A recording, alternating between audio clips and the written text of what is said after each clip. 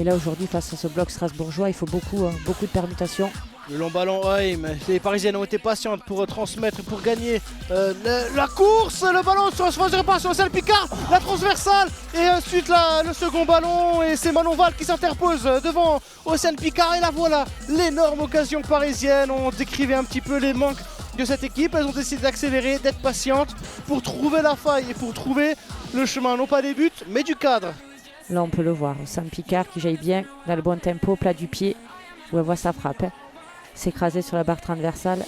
Et quel arrêt de Manon Val.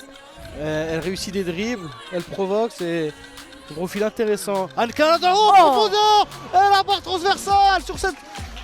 Inès Conan qui était à la retombée d'un centre mais merveilleux de Laurine Hannequin, et Inès Conan qui va trouver la même surface du but qu'Océane Picard en première période. C'est la barre transversale, et quelle situation des Strasbourgeoises, très entreprenante depuis la reprise. Quel délice de centre, on vient chercher l'intérieur du jeu par Conan qui vient trouver ce décalage par Laurine Hannequin, et là on le voit, ce centre bien travaillé donc du pied droit.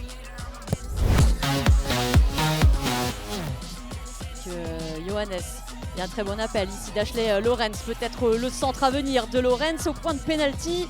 Ouais, il manquait quelqu'un là. C'était des joueuses de Lyon, que les trois s'étaient projetés un peu sur des de courses. nouveau pour le centre, la tête de Diani. Et le premier but, il intervient au bout de 15 minutes de jeu sur ce très bon centre et cette tête croisée de Kadi Diani. 1-0 pour l'OL Lyon. Ouais, avec ce bon ballon de Zvava qui est millimétré. Tout le monde essaye de les perturber, mais c'est toujours très difficile. L'accélération de Béchaud, le centre devant la ligne de Laetitia Philippe. Lorenz qui va pouvoir rentrer à l'intérieur. Et la tête, cette fois c'est Katoto qui vient inscrire le second but de l'OL Lyon avec une joie toute mesurée de la part de Marie-Antoinette Katoto. Mais encore une fois, les Lyonnaises font mal sur leur centre. Ouais, c'est la latérale droite cette fois qui dépose ce ballon sur la tête de Marie-Antoinette. L'américaine pour Zvava et le centre. Voilà, il y a toujours une tête qui peut, au niveau pour la défense en tout cas, renvoyer ce ballon. Mais après, sur le second ballon, toujours une Lyonnaise, comme ici avec Vicky Béchaud. Baronne Béchaud!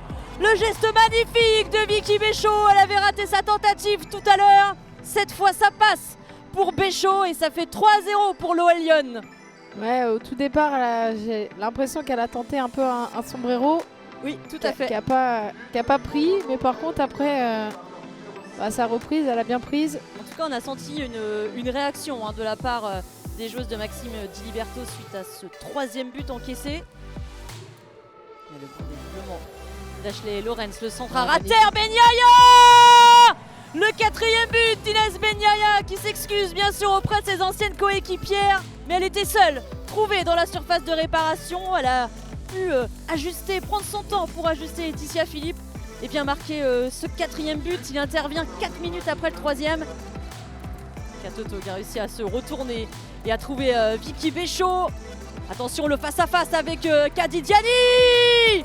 Et le cinquième but, le doublé pour Kadi Diani qui vient encore une fois punir les Havraises à l'heure de jeu. Le score devient lourd, très lourd pour le HAC. 5-0 maintenant pour l'OL Lyon. On voit cette belle passe de Béchaud. Et Diani qui arrive à remettre de la vitesse dans sa prise de balle avec son contrôle vers l'avant. Il s'emmène un petit peu le ballon et puis après, cette fatigue là aussi à prendre en compte. Johannes pour Tabitha Chawinga, elle a pris de vitesse la défense havraise et vient conclure magnifiquement.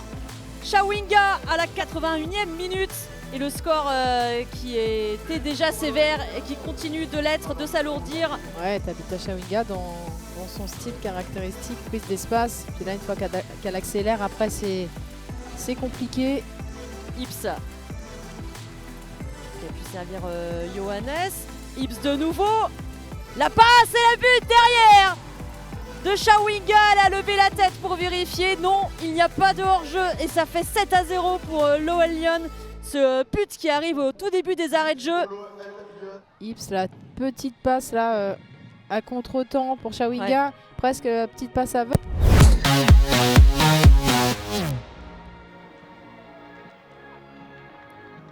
C'est toujours aussi équilibré sur le terrain. Coralie, vous nous indiquerez peut-être la possession. Attention, ce ballon que Beji ici, elle va se présenter tout seul face à Katrina Talaslati. L'ouverture du score, elles ont été surprises, les joueuses du DFCO. Et c'est pas immérité, Coralie, cette ouverture du score, on le disait, match qui était équilibré. Deuxième période équilibrée, mais ce sont les Lensoises avec la meilleure buteuse de ce RC Lens qui ouvre le score. 56e minute de jeu. Kate Taylor pour ces 15 dernières minutes. Attention, le ballon était un petit peu court pour la capitaine du RC Lens. Attention, il y a Myriam Terchoun pour la réaction et pour l'égalisation du DFCO. Évidemment, elle va se précipiter pour le récupérer, ce ballon. Myriam Terchoun, l'égalisation à la 75e minute de jeu. Il n'est pas terminé ce DFCO RC Lens. Un but partout maintenant après cette réaction dijonnaise, elle était attendue.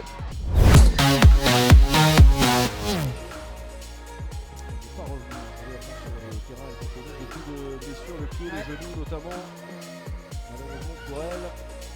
Elle doit sûrement avoir énormément de jours. Attention, ouais, c'est bien fait là. Elle va vite, Orneman, elle va rentrer dans la surface de réparation. La frappe!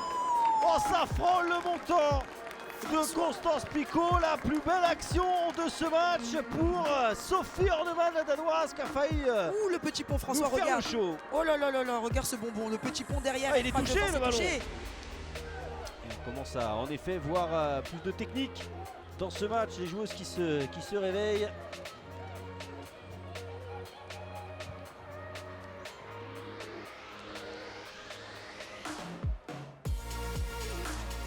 Oh non, là, ça va passer, ouais, ça va passer, les Stéphanoises qui se sont regardées avec le bon relais pour Morgane Martin.